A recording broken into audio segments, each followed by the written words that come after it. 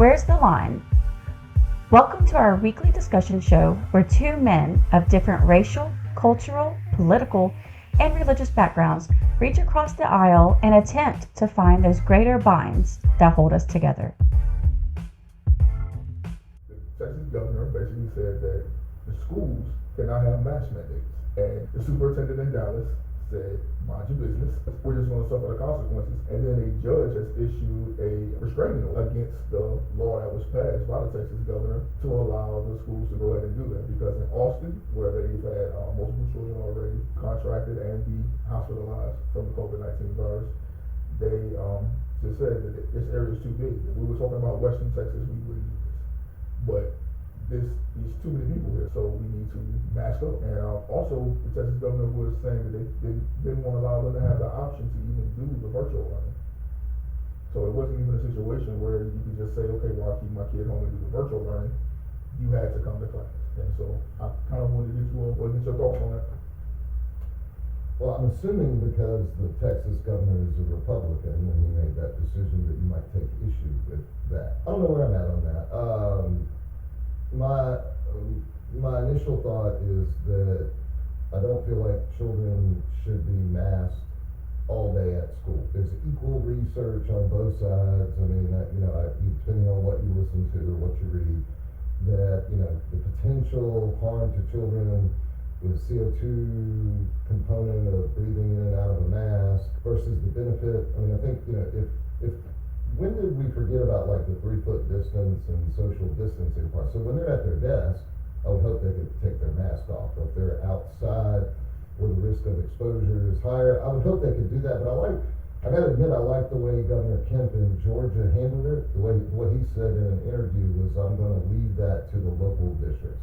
What Georgia has proven is locally they can address their own needs, and where we've seen that here in Gwinnett County, which is the largest school district, I think in the country is the way I heard it, in terms of population. They're mandating, masks, and, if there's an exposure, they're dealing with it. I think what the governor was trying to do, listen to his people and the concerns they have about mandates for their children.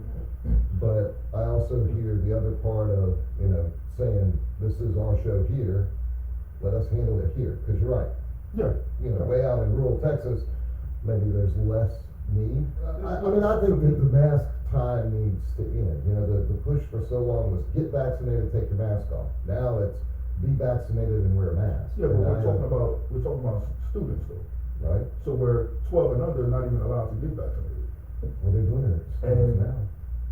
But 12 and under is not though, still. And so when we haven't had 12 and under be vaccinated, and as well as, like I said, I do agree with the idea that Governor Kemp will put in place. When you have the kids who aren't vaccinated though, and you need to make as many precautions, and we're talking about our children, we're talking about the future. Mm-hmm. And I'm not one of those people that tend to be like, kids, what about the kids, what about the children? But in this situation, with them not having the preventative measures that we have through vaccination, they definitely should be mandated to wear masks.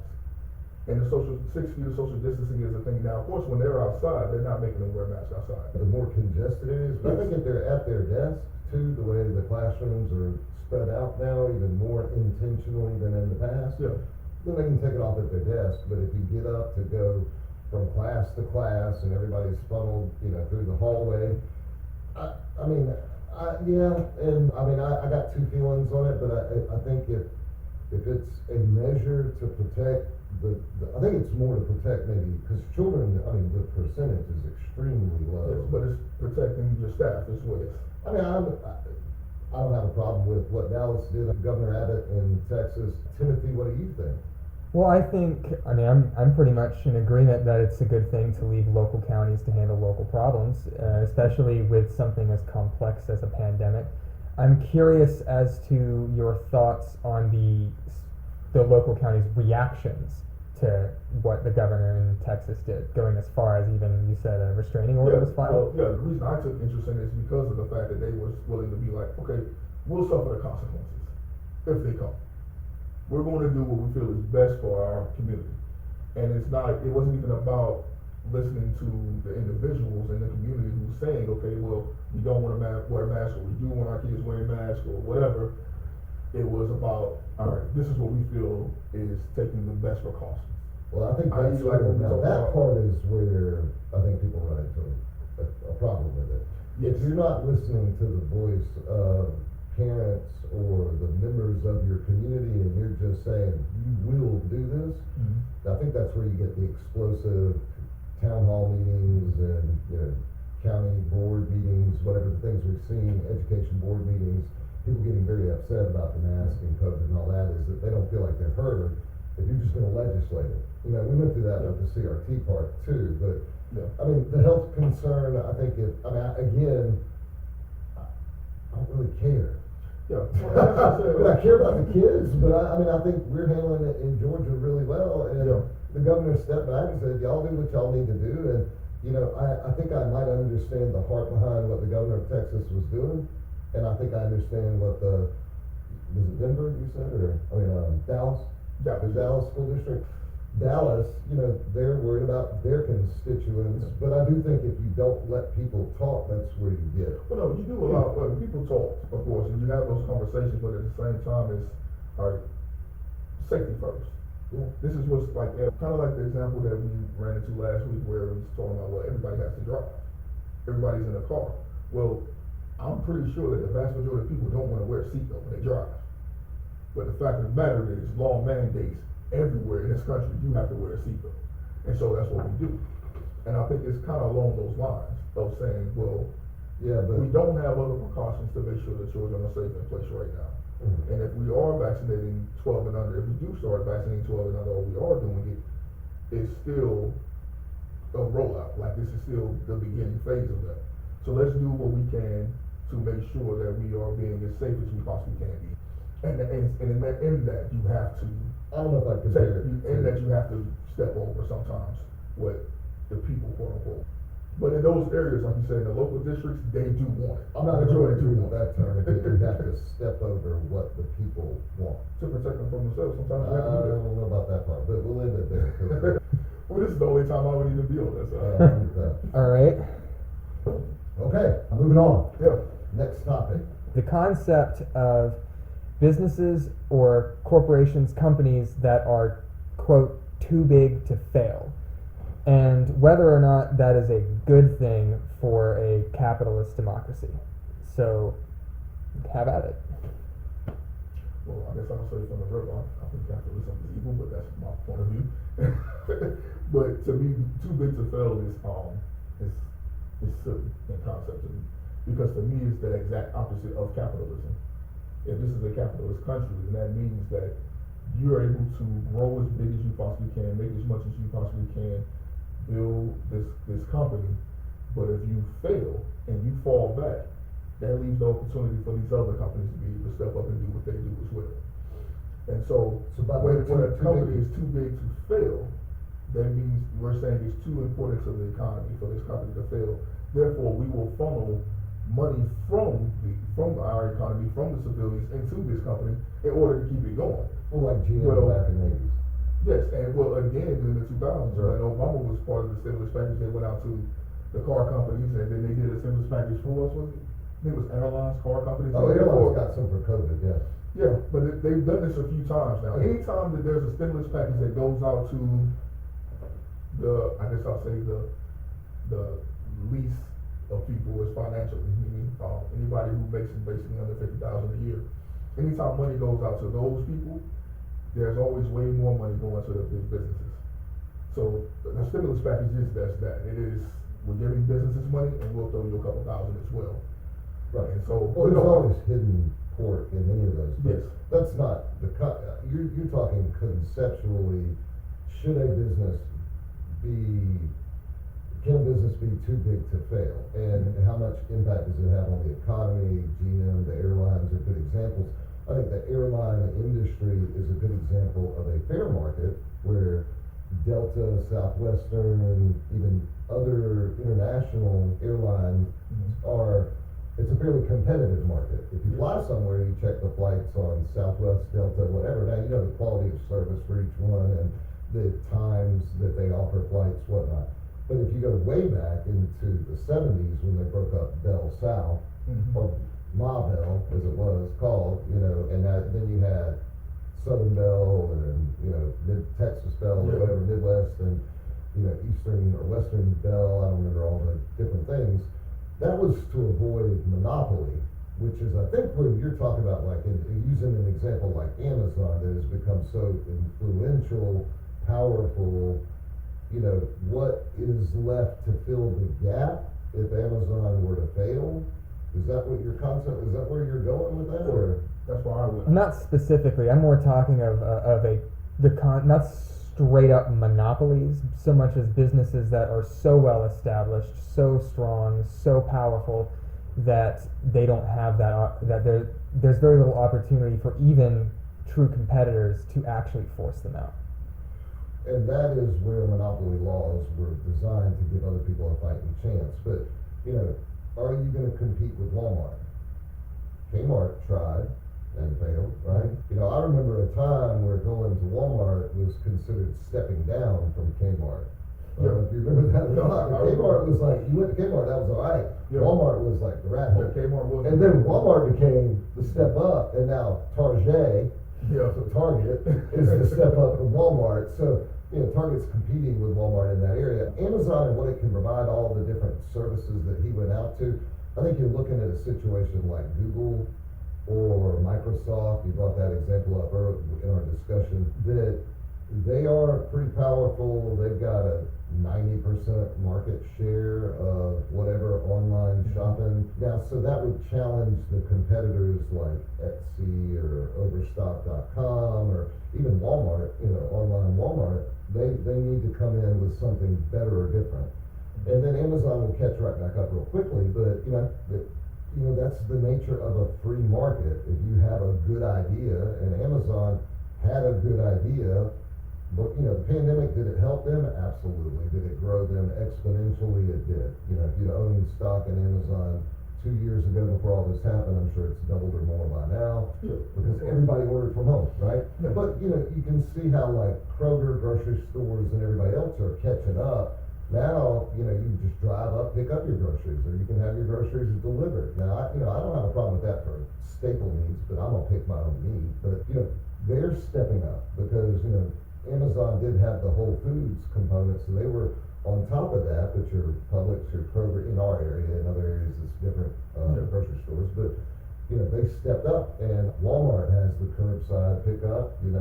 Home Depot, the same thing. You can walk up, pick it up out of a box. So the other, competitors where they recognize that success are trying. So I think too big to fail implies that they're so powerful that they can be more influential than a business. If you're generating that much tax revenue and you employ that many people, maybe you deserve a seat at the table. I don't know where. Yeah, But that implies you mentioned Amazon doesn't pay they're U.S. not. taxes. They're not. Amazon hasn't paid U.S. taxes in But years. also, that's a separate discussion than are they too big to fail. all that ties in, because we're talking about being too big to fail is more so about when the government would step in.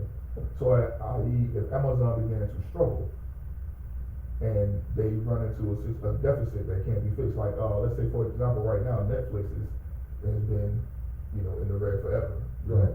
And so let's say the government decides, well, Netflix is too important of a service, so we're going to funnel, $500 million into Netflix to try to get them going better, or get them above water. But then there's Cineflix, and there's Disney Plus, and there's all these other people who do the same service that's going to be like, hey, why are you giving them $500 million? Because it's going to suffer. If they fall, we can rise. Well, the same argument was made with GM. Now, remember General Motors, that's Chevy. Yeah. Right? And others, Dodge and whoever else, I forget all of them, the Chrysler that are under their umbrella. But, Ford said the same thing back in the 80s, bailing out GM, well, we don't need your help. The F-150 has been the best-selling truck for however long, and whatever. Yeah. So I'm curious, because you're talking about most of the companies that you've named so far have been really big, well-established companies. Some might even call all of them too big to fail, really. but I'm curious, looking at the small business sort of angle of it, because entrepreneurship is supposed to be a core of capitalism. How do you think these big businesses, these massive, quote again, too big to fail, can affect the existence and success of small businesses? Stunt growth. In the same way that Amazon, when it first came in, it had investors that were investing hundreds of millions right off the rip from the beginning. Well, most people look at Amazon and think that it was this slow growing product. It wasn't. And that's the only thing that actually allowed it to take that money. Was all that venture capital? Step on these other smaller businesses and say, hey, you got this bookstore, cool, we're shutting that down. You have this store that we're trying to sell online. So then you work within it. I mean, there's always a big dog on the block, you know?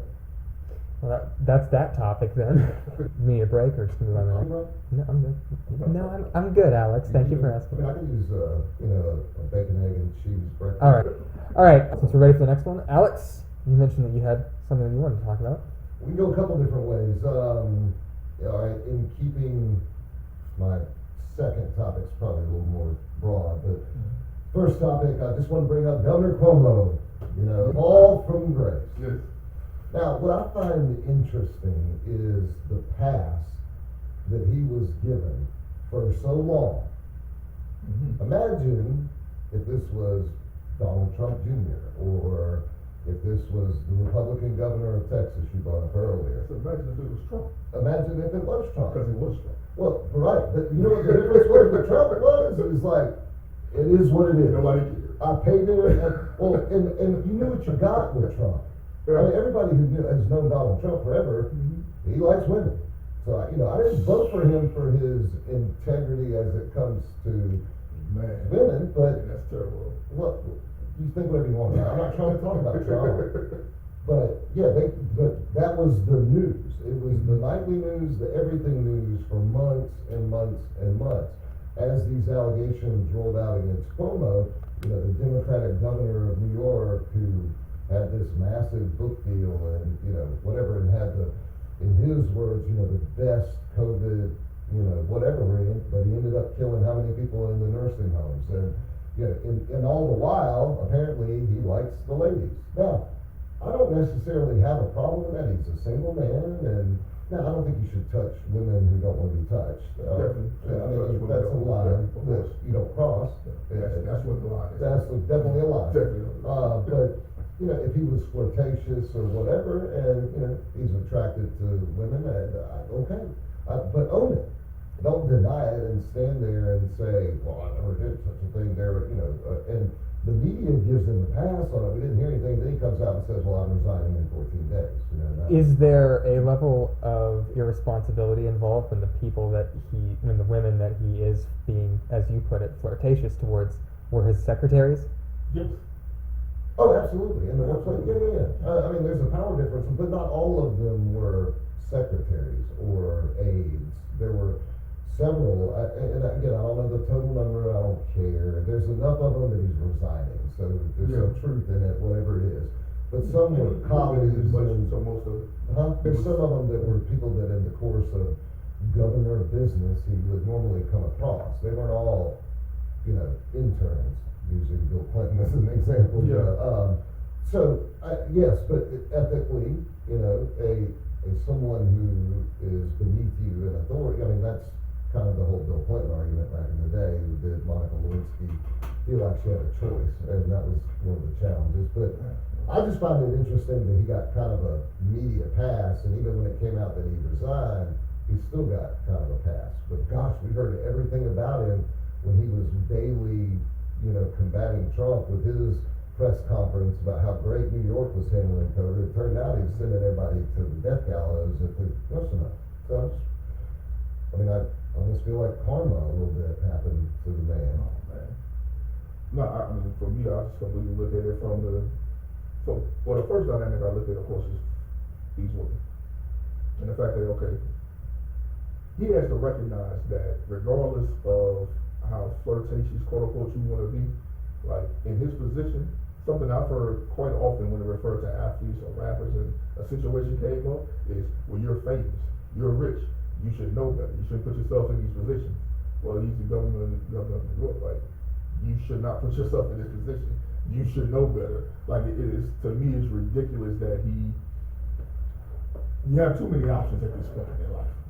When you're that powerful, you're there to end up just trying to touch or grab. And I can personally say that I've been put in those circumstances, and I probably always didn't make the best choices with that. So the more you mature, the more you become aware of really good boundaries. And now I'm also not a governor of a state or an elected official of any kind. I would hope somebody like that would be wise enough to help have like filters. If you like ladies, which I'm sure Trump later learned that. Now, if I was married to Melania, I probably wouldn't look anywhere else either. She's a beautiful woman. But, I mean, men are men, they do what they do. But you would have somebody that could help you kind of rein that in. But, I mean, it's not, this is the part that I find a little hypocritical, is that I get it if you screwed up. Okay, I get it. Own it. And then, if because of the screw up, there are consequences that require you to step down or step away from a responsibility or a job or something, then you gotta own that too. But to come out, like the Clintons did so vehemently back in the day, and attack the accusers and different things, why not just own it and then walk away from it? And that would be my hope for any man, myself, anybody, and then, it just seems hypocritical to pass. Most of these things, you just feel like they took things the wrong way, or like they weren't as comfortable with things as he thought they were. So, I mean, to me, he owned it, in a way. Like, now, if he was being, now the one situation where he said that, he wasn't reaching for her breast, he was just trying to get something off her shirt, like, that's not owning it. But I'm doing, charges too. Yeah, and that's the thing moving forward. And if he did these things like that, and these women told him like, "Nah, I'm not with it," he should definitely face charges. And he should have to deal with those charges, not just face it. He should have to face it. Now the chances of that happening because he is the governor is slim to none. Even if he was really out here bad. Well, some people brought up that maybe his resignation was a tip to the state prosecutor, attorney general, that I'll step down if y'all quit pushing this over here, and maybe that's the consequence. And some people would say, because I don't think anybody's alleging like full out rape or anything, which still doesn't make it right. I'm not minimizing that component, but again, the hypocritical nature of the way that was covered, and watching some of like the CNN spin on Chris Cuomo and so forth, how they Chris Cuomo came on and was like, well, I can't talk about my brother, I just want to do my job, almost playing a victim role about what happened. And I'm like, when do we, I guess we've talked about this enough, when do we accept that the media is just, that there's no truth in it? Be a man about it, step down, own it, move on, and then now, the first Republican where an accusation is made, the media is going to be like all in, where they just kind of let Cuomo pass. That's the hypocrisy part that bothers me. But maybe, like I said, maybe it's just a karma, a time, a season ended in his life. You just have to look at it that way. I'm not being overly judgmental. You don't do that. You shouldn't do that. And if you do that, there are consequences. One time we took a break. And we're back. All right, we took a little break for a multitude of reasons. Hopefully to improve the audio. Hopefully. And I think we should move it back over to Tillman. Tillman?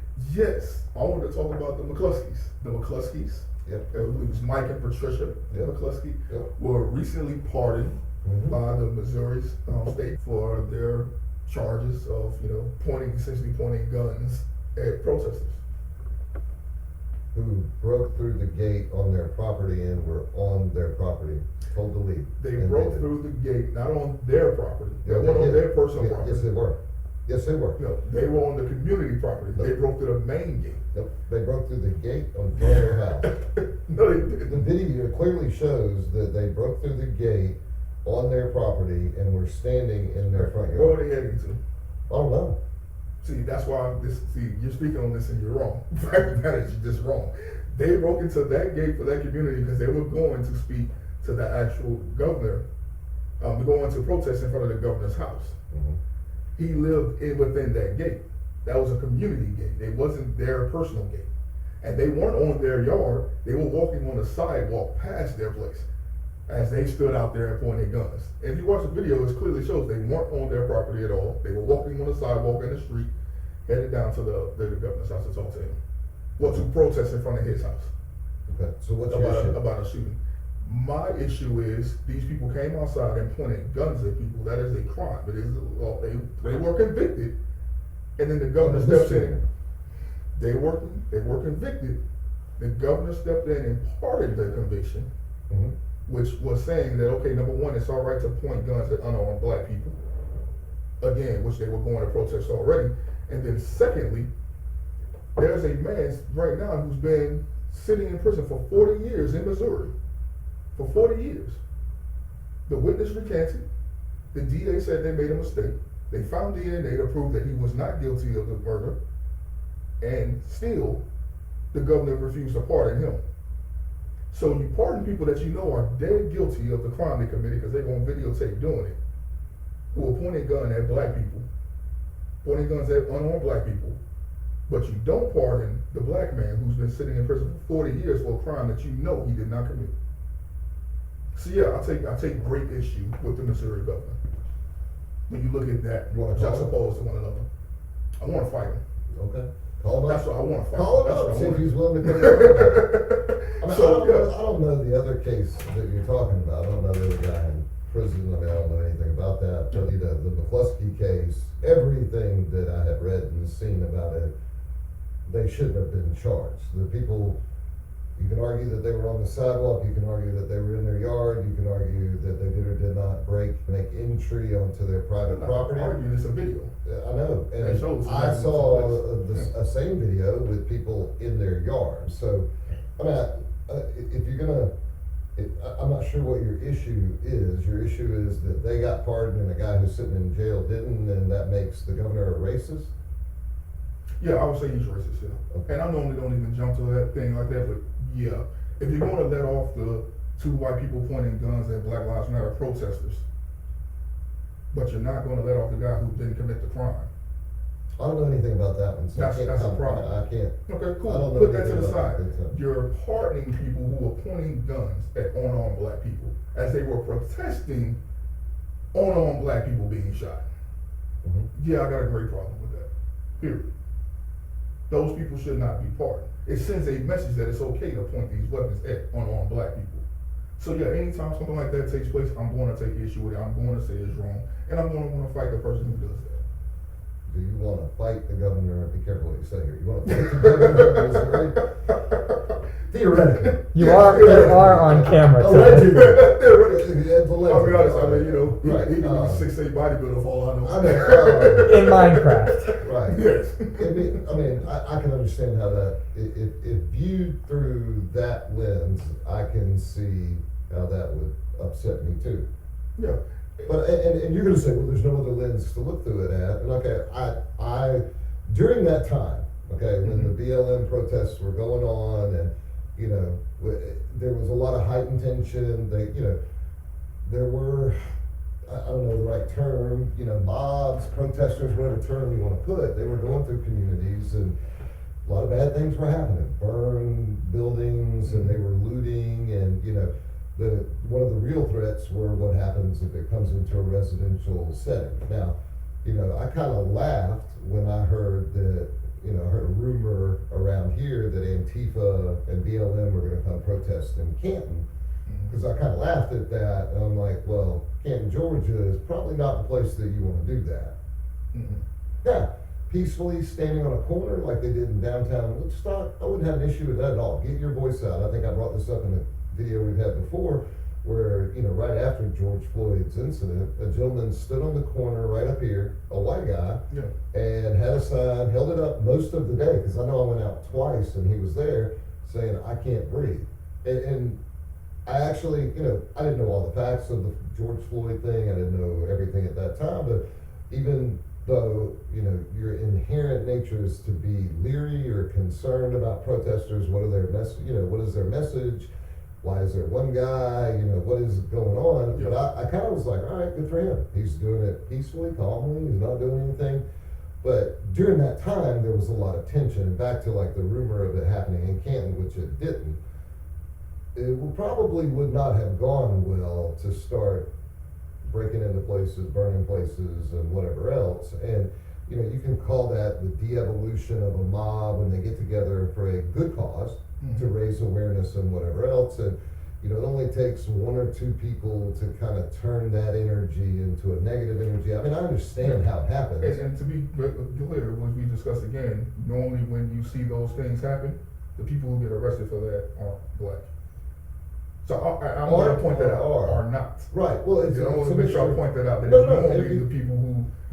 most of the Antifa folks are white, and they're just stirring up trouble. Yeah, and I don't agree with Antifa. And BLM, honestly, in the end, as the details came out about that organization and the I have problems with the organization, but I completely separate that. I understand. I'm not trying to make an issue of it. I just know during that time, if I had, on the road that I had lived on at the time, if I had heard that there was a group of people protesting coming down the road towards my house, I would probably be on guard on my front porch and ready to, if somebody stepped on my property, be like, you need to keep moving.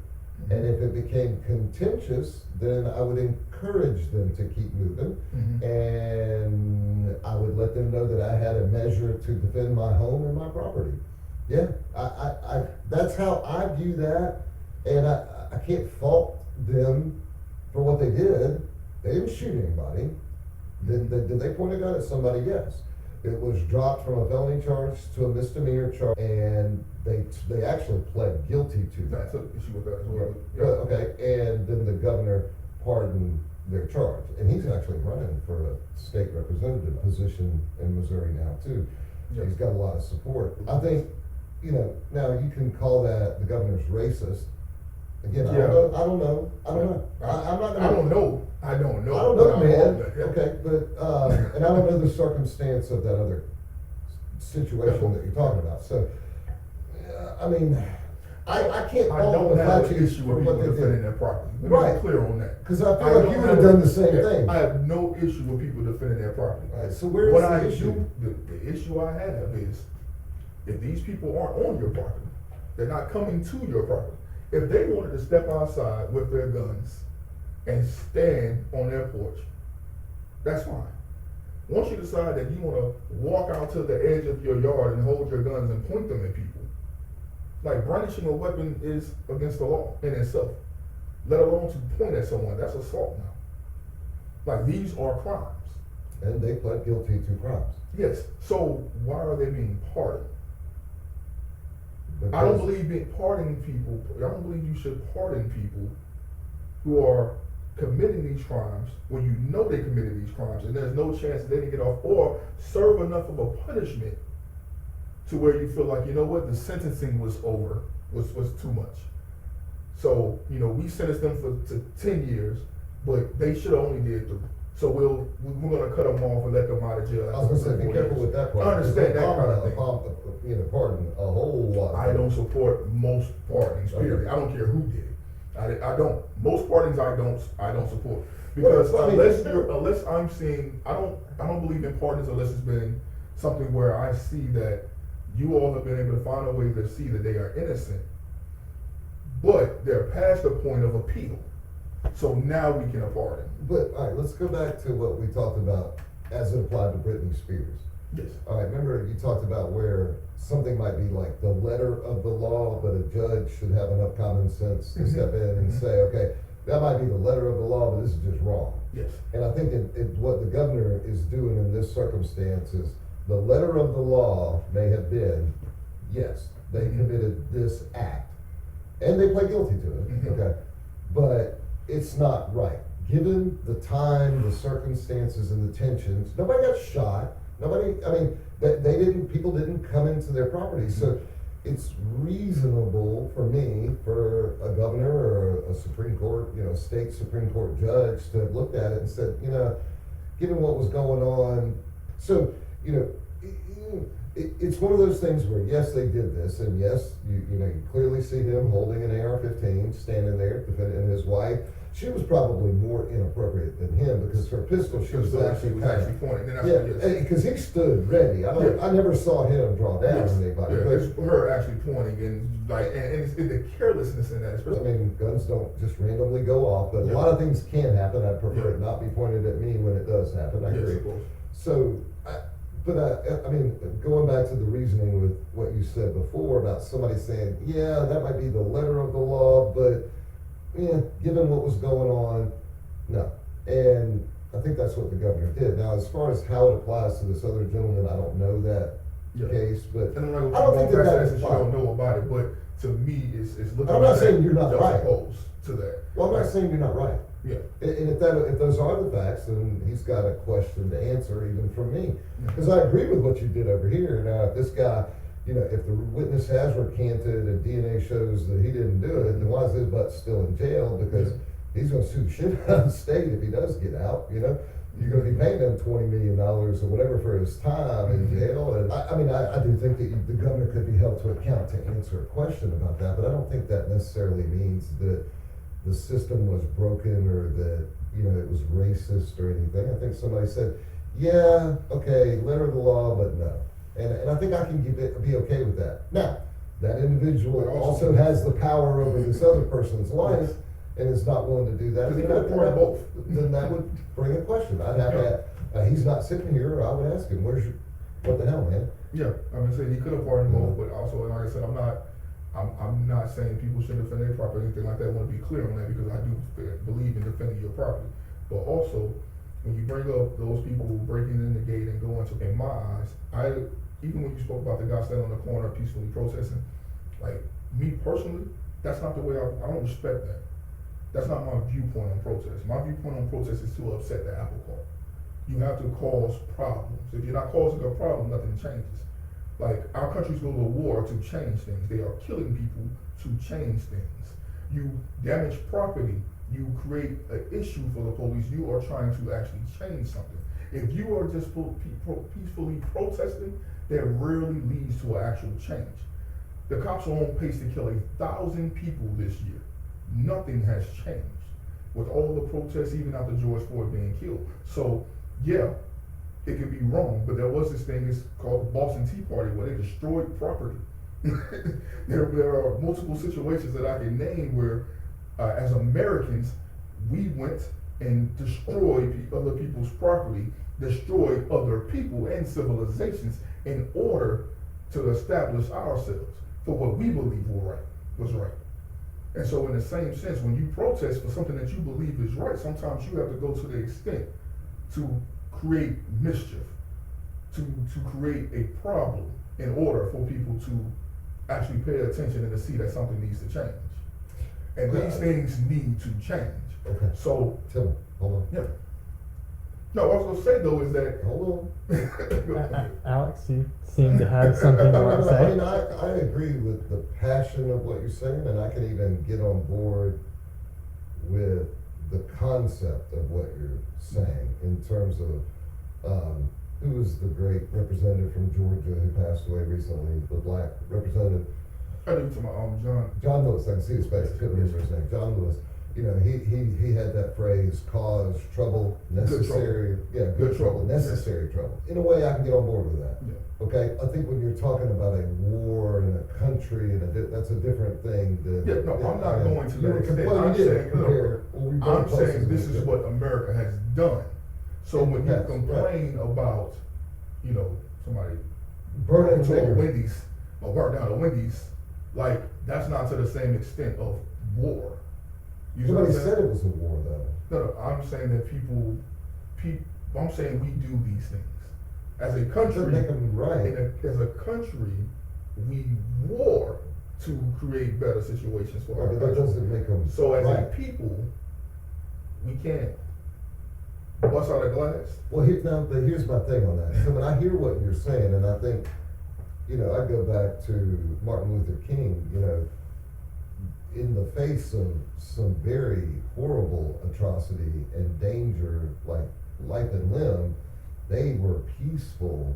Now, did he disrupt the apple cart? Yes, because a black man walked across the bridge in Selma, Alabama, you know, and it created a problem. John Lewis was there for that, right? And, you know, they did Andrew Young, our old mayor here, you know, they did Jesse Jackson. They did what they had to do at the time to disrupt the apple cart. I think in the spirit of what you're talking about, yes, I would agree. But I think what happens is, like we're saying, that a couple of people take that and then they end up, you know, when you break into Target and you're walking out with 5 TVs, there is nothing in that justifies what you're doing. Yeah, I'm not promoting that. I would be more inclined for what happened on January 6th at the Capitol if that was the intent, is if you want to shake things up. Now, but I already told you, I agree. I know you did. I just disagree with the cause. Yeah, that's fine. And then I go to agree with the actions, state capitol Yeah. and surround the thing and say, we're here and we ain't letting y'all out, or we're coming in, we want to be heard, you know, kind of thing. I'm down with that. But I don't know if you go through a community, and what really is disheartening, I think, from an outside looking in, is that the communities where these protests were occurring is they ended up damaging their own community, particularly small businesses, which we touched on earlier. I mean, you can only withstand so much before you're out of business. Now, Target can bounce back, But but I've also put to you that the people that tend to own those businesses aren't from that community. not any, well, then So maybe they I'm are. not destroying my community. Honestly, I am destroying stuff that I don't own. I Right. have no rights to. And normally But the communities, those small businesses and stuff like that, in those communities where those people are from the community, people don't touch those. They say, no, you don't touch that. Right, they walk past them. And But at the same time that they killed a security guard who lived in the neighborhood, in that one pawn shop, they killed the older black. No, he wasn't from that neighborhood. The security, the owner of that pawn shop was a friend of his. He used to go down there. He's a retired guy. He was a retired cop. He used to He go still down got there. dead. It Man. is terrible that he was murdered, but he was not part of the community whatsoever. I want to make sure that is clear. He was Okay, not is part that of the your community point? or for the But- cause. but- And so, That's the danger of it, is that if you say it's okay to break a window, then when does okay to break a window go to burning and shooting and looting? Maybe that's a topic that we should get Yeah. into deeper. You know, I hear you. I mean, I guess I can hear that. You know, we thought, you know, the topic is, the name of the show is Where's the Line? I hear you, and you can bring me to the line for a discussion in that, but it's kind of like the Brittany thing, your observation from that. I think you can look at something and go, yeah, it fits the letter of the law, but then someone go, yeah, but no. yeah. I mean, because in the end, that no one was really hurt. It was contentious, it was potentially volatile. Was it irresponsible, more on her part than his part? Yes.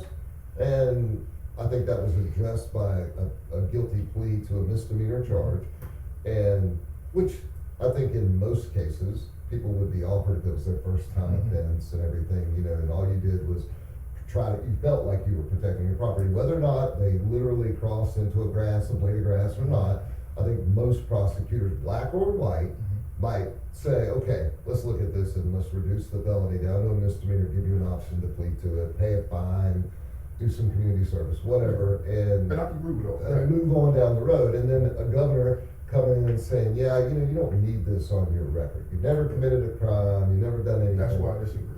And the only reason why. When you said the this is same thing line for about me. Brittany, though. This is the line for me. I did say the same thing about Brittany based on the situation, which, to mention, she did. Her dad she- stepped her down. dad stepped down from Right. conservatorship. Right. But now, I got a question about that too. But We'll anyway. get to that one. Brittany revisited. Yes. But, like I said, I don't have an issue with even, the charges should have, I don't think they should have been reduced or whatever, but cool, you do all that, that's fine. But because this was a big issue, once the governor steps in to do this, the issue I truly have is the message that it sends. That's fair. That But I don't is, think even you're if saying- you get convicted of pointing these guns at unarmed black people, your governor step in and pardon you, and you don't really face. But I any don't think that's the consequences. message that came out of that. It's not the message that I got. I think that's the message that it's No, sent. I'm not a black man. That's the message that it's sent to me. I'm not a black man. And honestly, I hope and pray that it didn't send that message to any white people who can arm themselves who may not like black people. That's what I'm hoping for. And that's why if it did, I think we would have already seen some of that. Because that happened a couple months I think ago. that's how we saw what we saw then, though, because throughout history, this isn't the first time something like this has taken place. Well, I got you. And so it's throughout history, if anything, police, even whether it's black or white officer or Asian officer, have shown that it's okay to harm black people, and that's what that whole fight is about. And so, yeah. Do we still want to get that last one in? Sure, why not? All right. So we're down to our last topic of the day. Last topic. Praise God. We're finally there. Wow. You don't like doing this? Adventure. No, it's just been a lot of interesting behind the camera kind of thing. This part is the best part of all of Well, this. this is the easy part. You're right. All the other Exactly. shit you can have. All right, Alex, you got one final topic? Yeah, I again? was listening. You know who Trey Gowdy is? Trey Gowdy? Yeah, have you heard that name? He was a representative in Congress from the state of South Carolina. But he made this statement that I heard that I really agree with it on its foundation. The primary goal of government is enforcement of law. And I thought, that's a profound statement, because I think right now, and where that kind of rang a bell was that right now there's so much discourse with politicians and our government, you know, the approval ratings of every part of our government are just in the dirt. Even, you know, Biden right now, I mean, overall approval rating is in the dirt. And even in the area that he was doing well, COVID, it's fallen, you know, and obviously like the border issues and other things. And, you know, I think, and we can kind of tie this back to the discussion we just completed with, you know, what went on post George Floyd or even pre George Floyd that led to the events of George Floyd happening, him losing his life, that, you know, somewhere along the way, government has been distracted either by intention or influence from lobbyists or their own constituents or whatever to pay attention to things that aren't upholding the laws that we have. You know, the laws are on the book. Now, we've also touched on this when it comes to amending the Constitution and different things. But, you know, if those laws were enforced evenly, firmly, fairly, and consistently, that's all I care for, is firmly, fairly, and consistently enforced across the board, no matter the skin tone, economic status, social status, whatever, we would be in such a better place. And I think that was the tone of what he was trying to imply, is that we've shifted over to where government now is it's a popularity or a, you know, euphemisms of excitement or discourse or division, or it's not that here is, you know, the United States as we have it now, here are the laws that we have. Now we can change the laws that we feel like aren't relevant anymore or aren't appropriate, aren't well, if they're not well metered out, meaning if they're not firmly, fairly, and consistently enforced, then we need to revisit them. You know, marijuana laws would be a good one right now, right? You know, half the states it's legal, half the states it's not. You know, they're not even prosecuting those things. Then we need to look at that, because that's the job of government. The job of government is not to spend our money to make, you know, like going back to Texas and Georgia and the different application of the mandates of masks in the school. You know, Kemp's idea that I'm going to leave it up to the local districts. You know, each county, I'll do whatever you need to do to meet your needs because you know best. You know, when the government, you know, is interceding in a way, you know, well, like the pipeline that affected, you know, multiple states and employment for a lot of people, or the border not enforcing the law, where I understand that you feel like that immigration laws need to be addressed, but just having a free flow of people coming into our country, not only COVID risk, economic, you know, drugs, dangerous people getting in, whatever else, that's not, we're not enforcing the laws of the land. And I'm not trying to take just a purely right-wing or conservative view on that. I'm saying Roe v. Wade is law in our country too. Yes. Let that be worked out too. That needs to be, and we do support that with Planned Parenthood and the options that ladies have, young women, older women, whatever. Okay, and that's enforce the laws of the land firmly, fairly, and consistently. Yeah, I agree with that on all levels. That's the way you already know the way I view the justice system in itself, and no, that's the government's job. Like, I don't even have much to add to that, because I do agree with that completely. In that case, But I don't feel like it's even possible to take place at this point. And once you have so much power and control and money and access, then like this is just going to be corrupt to some degree. Is it going to be full on corruption? I don't know the level of corruption within the government, but I do know that nobody's going to give up this much power, control, and access without a fight. No. So we would essentially have to start over. Like, we would have to start over with a new layout, a new thought process and everything. I'm talking about completely tearing down our democracy and rebuilding it in hopes of being able to get it back to that point. I don't know about that. What if we just fired everybody that's up there? But that's what I'm saying, dude. well, Yeah. who does the firing? The people. We do. And that's the problem as well, is that we don't have, as the people, we don't have enough access to our officials to control these situations. I.e., when you think about governments that people always point to, like African countries, and some of the governments there where the people will say, hey, we don't like what you're doing, so we're going to get you up out of there. And next thing you know, you see a body surfing over the crowd. Right.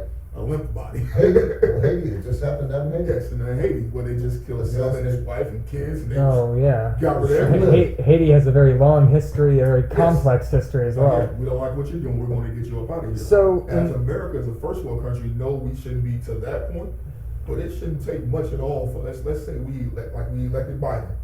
We don't like what Biden's doing after the first 90 to 6 months or whatever. It's 90 days to 6 months, and we're like, you know what? It's been too long. You're not doing a good job.